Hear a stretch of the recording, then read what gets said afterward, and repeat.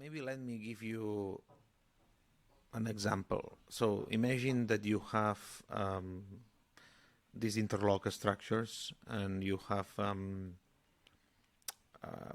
4 hard magnetic structures interlock with some polymeric chassis which carries a drag and travels from point A to point B.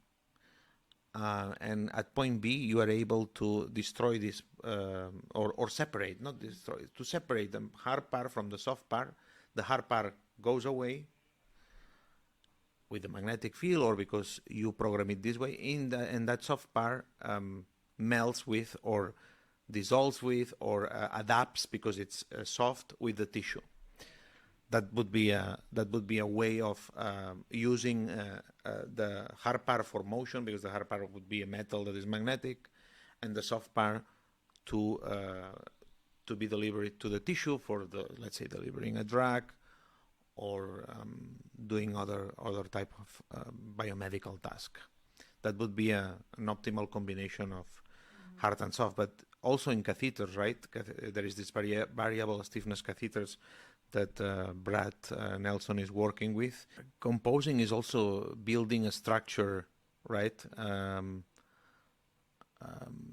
I usually compose music for songs and poems, and poems have a specific structure and rhythm.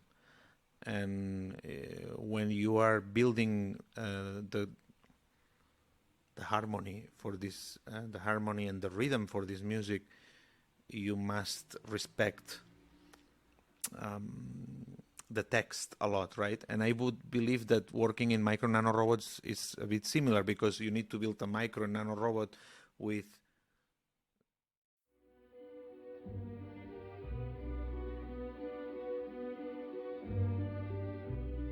In this podcast, I'm sharing my passion and curiosity for soft robotics, where we share inspiring stories about the work we do and how we can push the limit. I am Mara Dwayne, and this is Soft Robotics Podcast.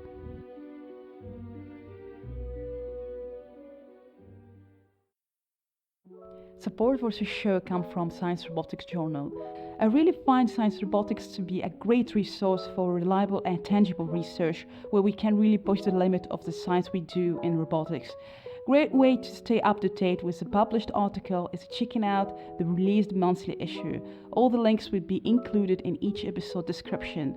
We will also happen to have a regular conversation on the most published science robotic articles, where also you can contribute with your question and thoughts about the research.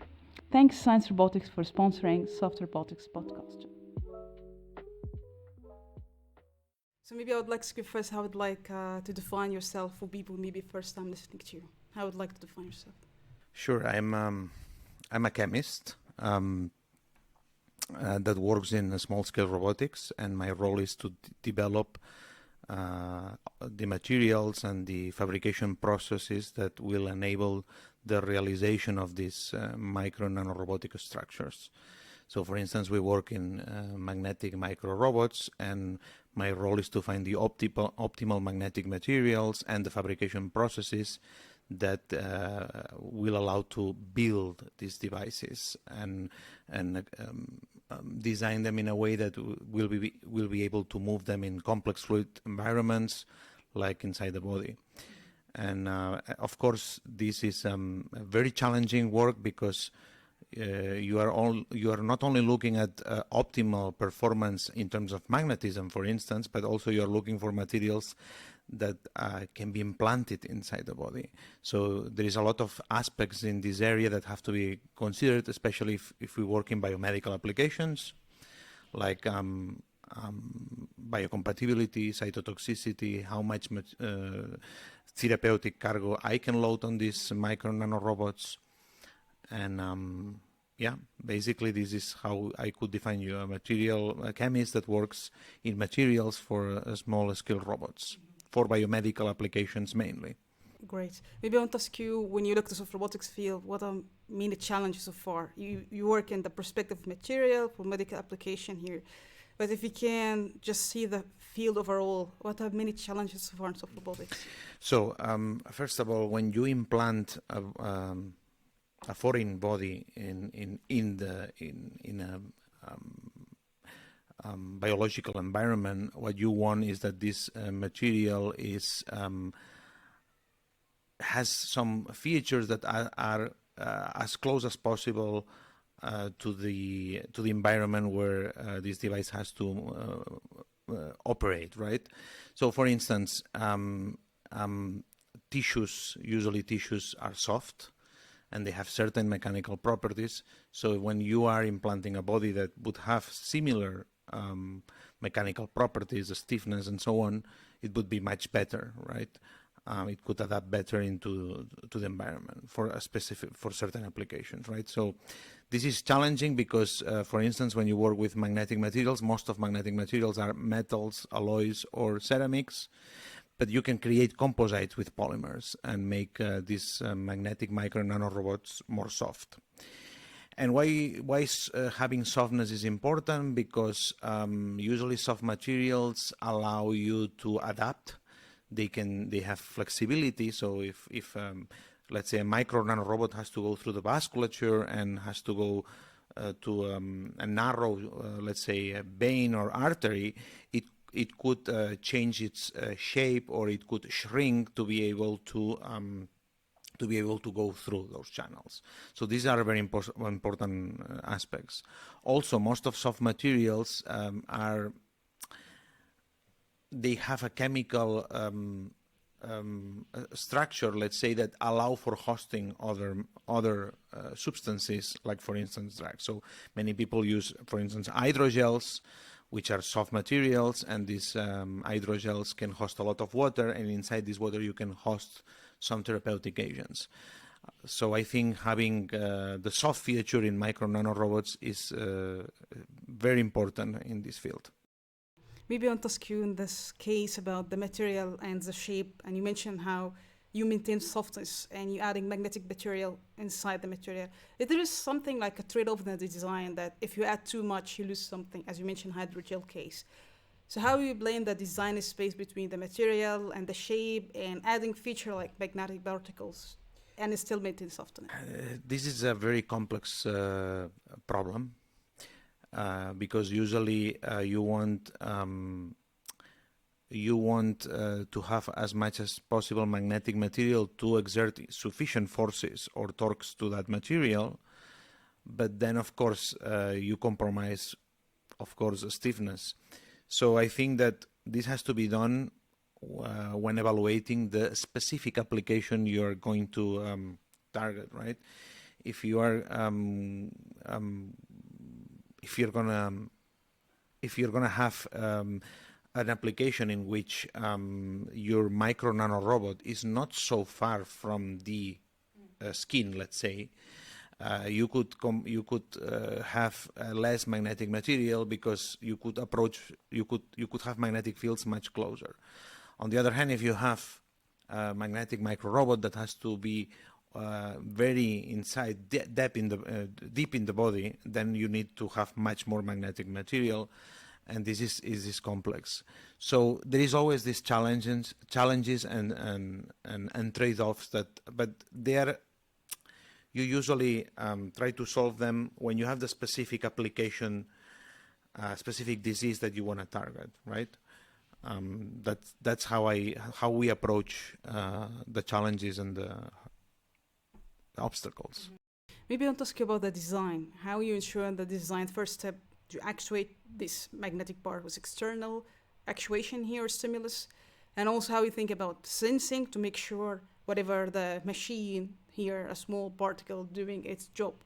So in the design space, what's the first thing in the design which is more significant is very important when you work in that problem using magnetic particle for soft materials here?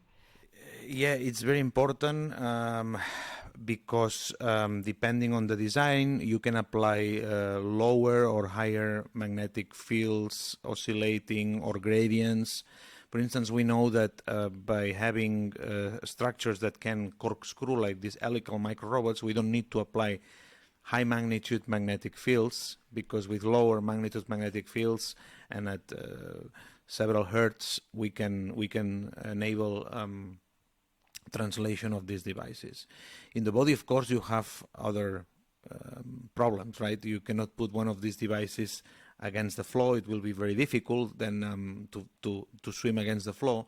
But there are other strategies. You can stop the flow for a while with a balloon catheter and have for very few seconds the blood flow stop and make the device run to the target. So there are several ways of overcoming the challenges, and of course deciding which is the best design. Other strategies are trying to move the structures close to the walls, because we know that close to the walls we can apply rolling motion, and we can overcome also what it's called the scallop theorem. We can talk later about it, but we can roll on the surface, and actually this is a strategy that is used by cells like neutrophiles. Neutrophiles are able to roll on the surface of the vasculature against or with the flow to move through our body. Mm-hmm. That's a good point. Maybe when it comes to inspiration, how we design, if there's inspiration from nature when you see that next wall and rolling behavior. So if there's something here, there is a lot of inspiration from nature. For instance, the helical micro-robots are inspired by the motion of bacteria that have helical flagella. And actually this is for what our multi-scale robotics lab is famous for mimicking the motion of bacteria. That's why we call our helical nanorobots artificial bacterial flagella. Another inspiration is taken from neutrophiles, as I said, rolling motion on surfaces. Or, for instance, in our lab we actually mimic the motion of eukaryotic type cells like a sperm. So a sperm, to be able to move in fluids, what they do is beating their flagella like an oar. So you have a propagating wave. And we also design a structure that mimics actually this type of motion. Maybe I want to ask you, how do you view physical intelligence? I think it's very trendy in soft robotics, but from your experience, how you define physical intelligence, and what could be form here that you call that physical intelligence, because sometimes it's debatable. Physical intelligence, I would define it as a feature of a material to be able to respond to a stimulus or several stimuli in the way we want this material to react. So let me put you an example, because I think magnetic fields and magnetic materials can offer this physical intelligence. You can have, let's say, a magnetic material and with just a static magnetic field or a gradient, you can steer this material, right? You can put this material, for instance, with the flow of the blood through the vein, and it will, if you use the magnetic field as the steering wheel, you can guide the magnetic structure through the vasculature. But we can also have active motion, right? So if we have a proper design, for instance, a helix, you can have corkscrew motion, or if you have a cylinder, you can make the cylinder roll on or tumble or precess depending on the magnetic field frequency. But not only this, there are magnetic materials that you can make them change their dimensions. There are magnetoelastic and magnetostrictive materials, so they would deform or change their dimensions. And there are other materials, for example, that heat when applying magnetic fields, and you can use this heat for hyperthermia and tissue ablation. And finally, you could even, with a suitable selection of materials, you can even make these magnetic materials to deliver electric fields for electrostimulation of cells. So what I'm saying is that selecting a proper design and having a proper choice of material or materials inside a micro-robot and changing the conditions in which you apply the magnetic field, frequency, rotating magnetic field, gradient, whatever, you can have all this buffet of tasks. And for me, this is what I would define, or what I would think, what would embrace, let's say, physical intelligence. So you have a stimuli that you can vary and make this material to perform several functions or tasks. Great, this is a good point. Maybe I want to ask you, when you mentioned that selection, that material, structure, the different possibilities, but when you look to the design, once time, I don't know if you have something was counterintuitive or not, that's in your mind, because sometimes when you do experiment and design, you design, sometimes we miss this point. We didn't know that's very crucial. I don't know if you have this kind of experience that later you figure out this was not expected or counterintuitive. Well, in materials you find, in processes and manufacturing, you have this issue many times, right? Indeed, we were trying to shape material in templates, and we discover that this material, when it's shaped in confined spaces, becomes insoluble. I cannot reveal the material because we are working on the paper now, but and this becomes very interesting, right? Because when this material becomes insoluble, then you can think of other applications, right? And then we discover that we take the same material, we shape it in the same mold, the same way, but then we put particles inside, and because you destroy this internal structuring inside the confined space, it becomes soluble. Then you think, oh, you can tune this response, so you can make a material more degradable or less degradable by playing with particles or how you mold it in a template. So, and this becomes really interesting. And it was known that this material becomes insoluble when you mold it in confined spaces, but we didn't expect, we didn't know, right? So this what you say is a very typical issue in micro nanofabrication and materials, and for micro and nanorobotics even more, because sometimes we think that the problem is trivial to fabricate. So let's say, oh, let's fabricate a tube for the eye, right? And then you think that fabricating a tube it's gonna be very easy. You take your tools, and then you realize that there's a lot of know-how behind if you want this material to grow properly and be and to have a neat fabrication sequence. Maybe I want to ask you again about the biocompatibility. You mentioned one of the goals to have a biocompatible machine, intelligent machine. When you try to select the material, if the material is not biocompatible, how do you see, because there are certain approaches that let's go for the material and maybe later on we can exchange biocompatibility because we are not sure. I don't know if you get what I mean. Yes. So it depends on what you want to study or investigate. If you want to investigate fundamentals of motion, fundamentals of the physics or the fluid dynamics behind a specific design of a micro robot, perhaps you don't care so much that your robot is made of nickel, right? But I think that if you really want to go for biomedical applications,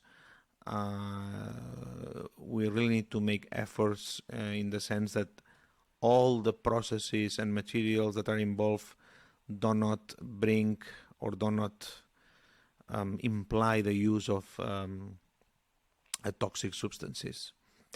And in magnetic materials, we don't have so many options. Either you use iron-based materials, or there is nothing else in the periodic table. You only have cobalt and nickel.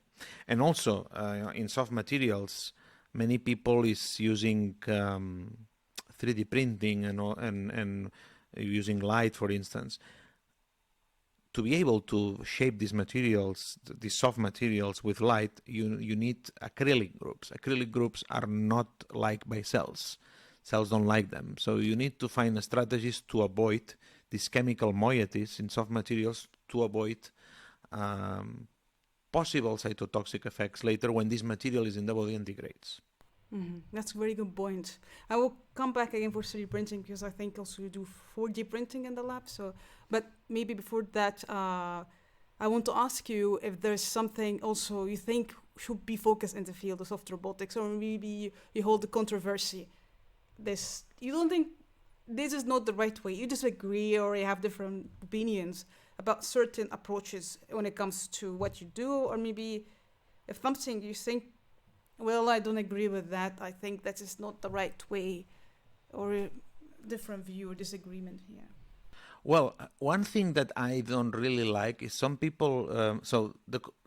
This is what we call the community of micro nano swimmers. It's not only soft robotics, but perhaps it's soft matter, because colloids are also considered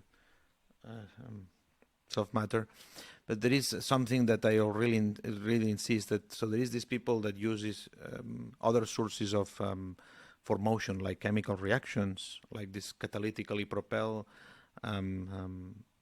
swimmers, right? And they call them robots, and this is something that is wrong. They are not robots.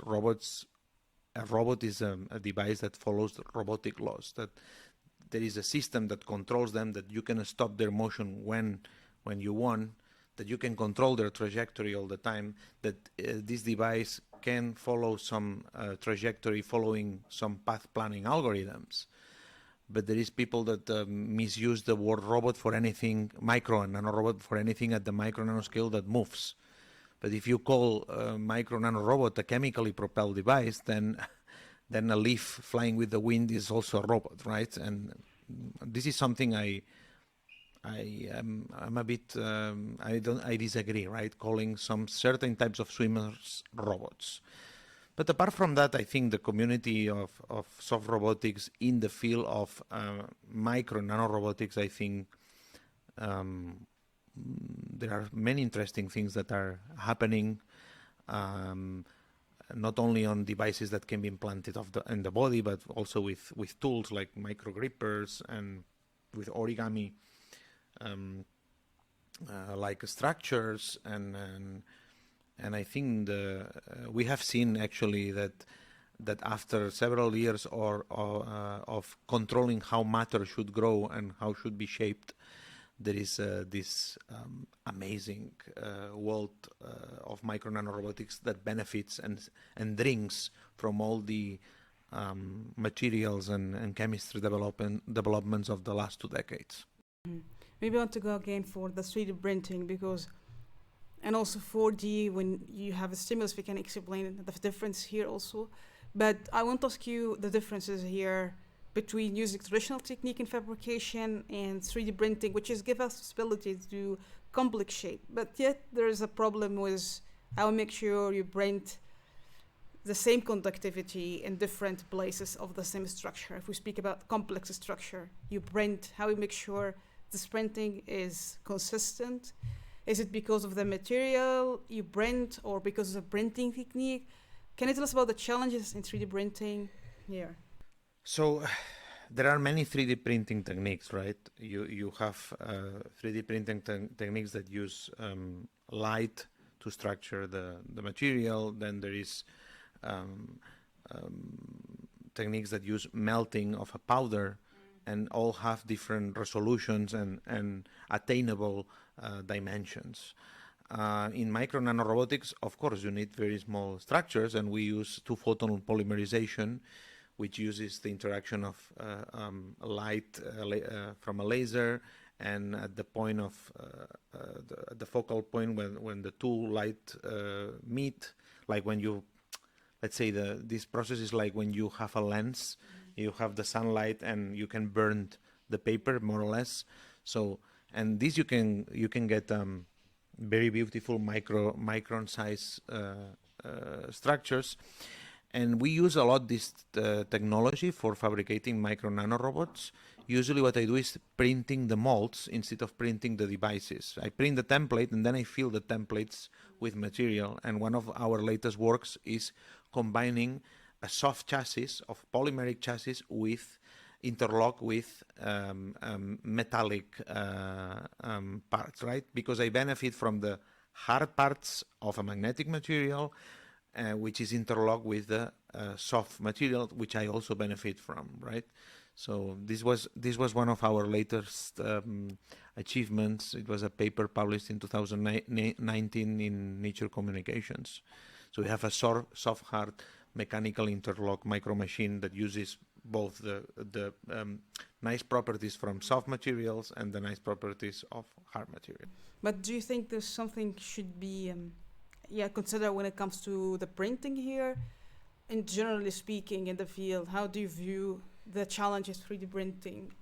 Because you try to combine different things here, but if we speak about 3D printing itself here. Well, in the area of micro-nanorobotics, we have this technology that allows for producing batches of these devices, right?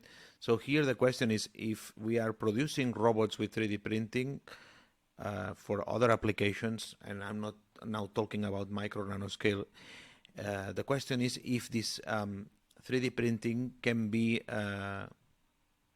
translated industrially. So if it's not only about printing prototypes, but printing many devices, right? So I think there are a lot of advances now in 3D printing, and I think we are reaching to a point in which probably 3D printing will be able to produce many of these devices in series, but I think it's also challenging.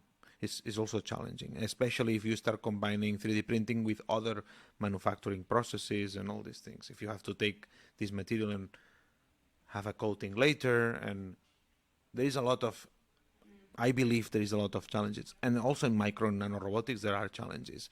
I believe that you want to, if you want to make complex devices, only with one technology for fabrication is not enough sometimes. So you will need to, for instance, have processes that fabricate particles in batch, and that you are that this fabrication is industrial, and so on. So many challenging yet exciting aspects. Mm-hmm. If you can pinpoint one thing you think very important here, one thing that we can have these challenges resolve it, and we have to print many samples. If we speak about commercial, what that one thing you think should be enhanced?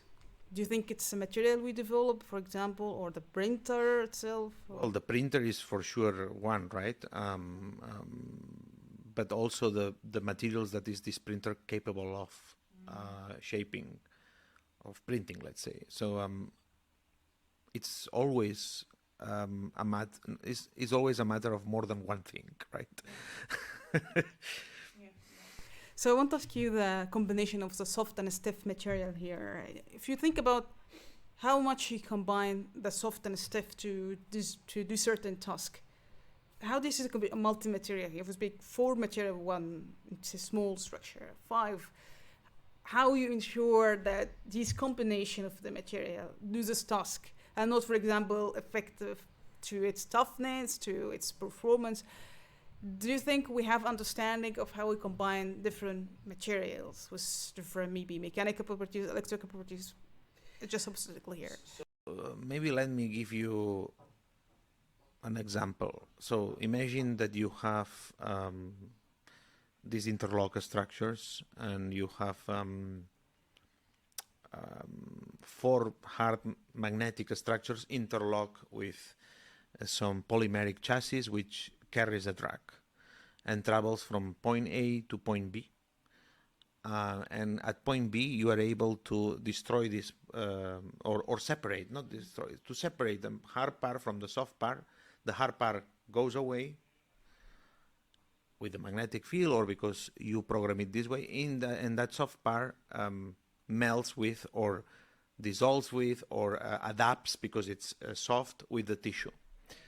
That would be a way of using the hard part for motion, because the hard part would be a metal that is magnetic, and the soft part to be delivered to the tissue for the, let's say, delivering a drag, or doing other type of biomedical task.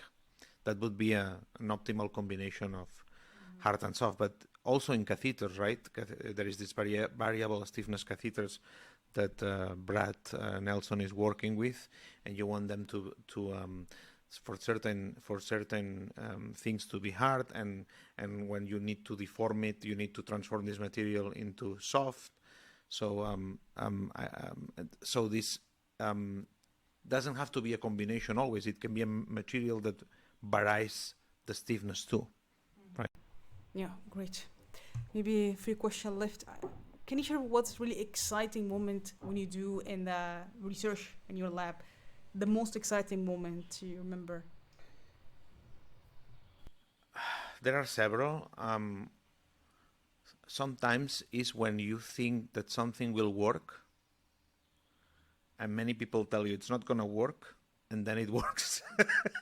So I have several examples. For instance, when we were designing these nanowires for mimicking the motion of a sperm, and I said, oh, let's adopt this fabrication approach that is reported here. So we will have a nanowire that has a polymer tail and then two hinges and two magnetic heads, and let's apply an oscillating magnetic field. And then when you see that when you apply an oscillating magnetic field and the structure actually translates, you're satisfied, right? It's a blast. It's like great. So this is one of the moments. Or when I work in a field called magnetoelectrics, which is a topic in so magnetoelectrics are materials that deliver electric fields when they are subject to magnetic fields, and I use them for electrostimulation of cells, but also for chemical reactions. And for me it was great to see that when you put these materials and you apply an oscillating magnetic field, you trigger chemical reactions, and for instance you can clean water with it, or you can electrostimulate cells like preneuronal progenitor cells, and they differentiate. Those are also moments that you are like, wow, that it works, right? You propose it in a proposal, but it actually works.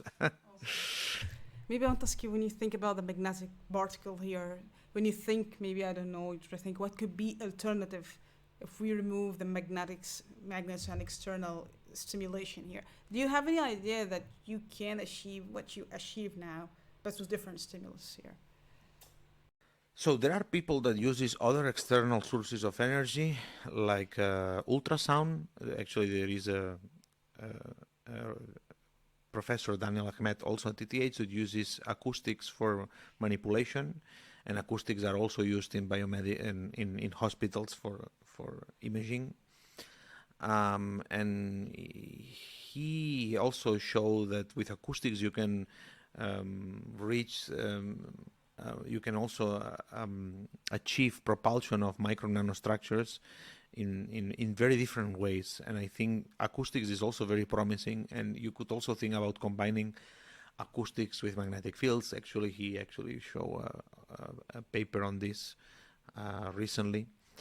So acoustics would be one. Another one is light, but you know light is much more challenging because light does not penetrate so easily the body. But if you have a way of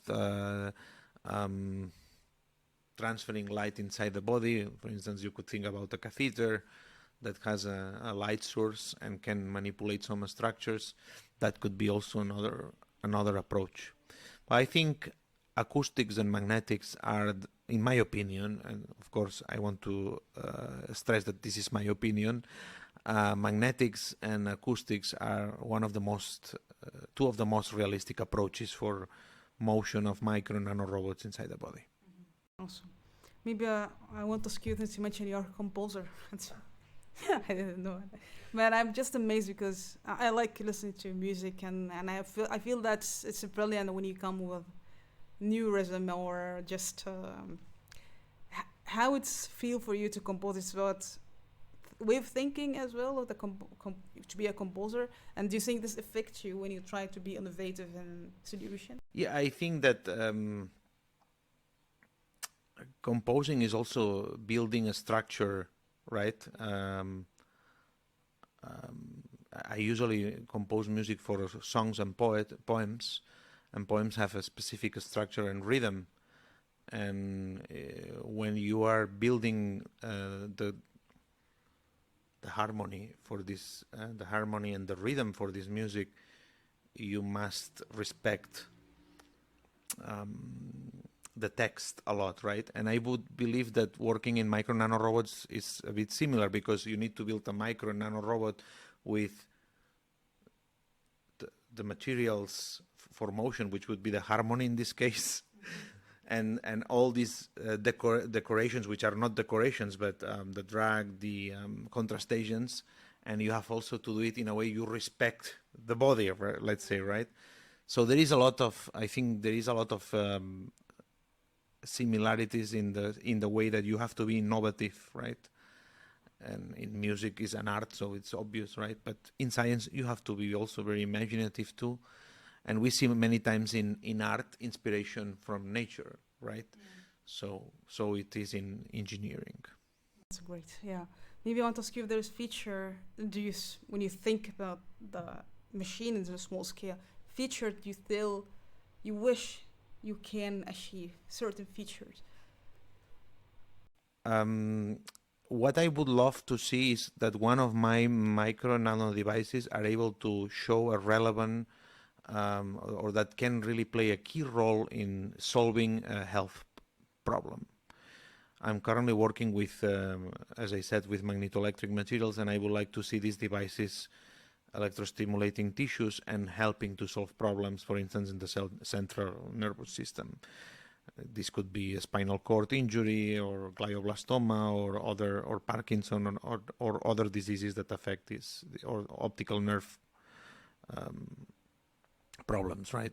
So that would be my dream, is to show that my devices can help in curing a disease. And I will ask you maybe what makes you fulfilled, and if there's advice maybe given to you and with a life-changing advice stick to your mind. I mean, you shouldn't have fear of pursuing your ideas. You should be brave, and many people. So, if don't be afraid if you have a difficult challenge. So if someone tells you, "Oh, that's going to be too difficult, it's not going to work," you shouldn't listen to that. You should actually try. Yeah. And actually, it's also nice to find out when it doesn't work, because then you can correct or see why it doesn't work. So I think it's always worth.